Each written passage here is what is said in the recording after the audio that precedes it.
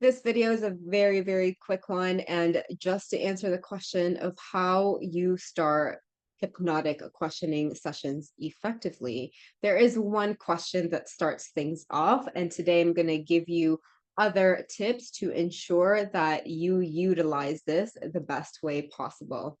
This question that we ask is extremely hypnotic. People underestimate and don't really fully understand why this is so. And so, if you are wondering after I say this question, why it's so important, then definitely check out that video. It will be in the comments, or if you don't see it, just comment below what's the problem in order for you to receive that training. And I just mentioned that question, and this is how we effectively start our sessions, which is to ask our client what the problem is. And again, more on that in a different video. Definitely make sure you watch that. But when you ask that question, here are the key elements to ensure that it is an affected what's the problem investigatory to the root cause session. First one is that you want to make sure that you completely detach from the session. And I know that sounds very basic, but 99% of people don't actually know how to do this. This is what we teach inside our hypnotic questioning trainings and inside the Bulletproof Nervous System program, because most people think that they're doing it, but they're completely doing the exact opposite. They're very, very much attached to the result. And one of the symptoms of that is trying to fix the problem by asking the client, okay, so what would you like to feel instead of the problem very, very early on? That is a fix it question. And we don't do that because timing is key.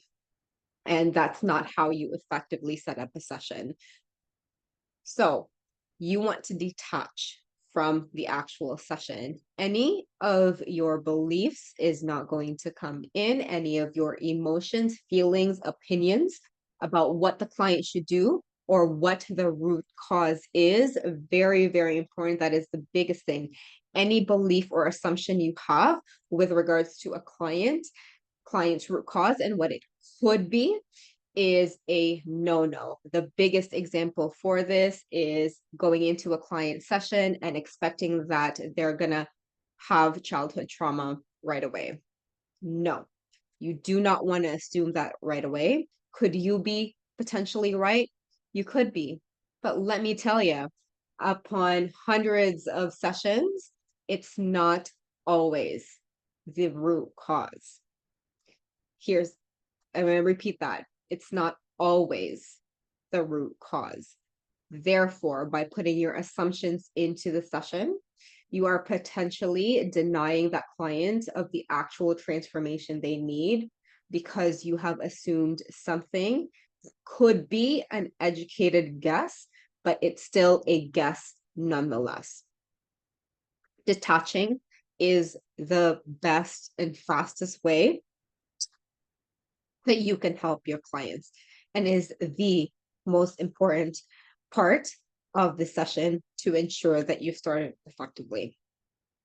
And so the more we detach to the client's results, the more we assume, the more stress we're putting on ourselves because we're putting the pressure on ourselves to help our clients solve the problem, even though we know that we don't solve the problem, the client's mind does because their bodies heal themselves, not us.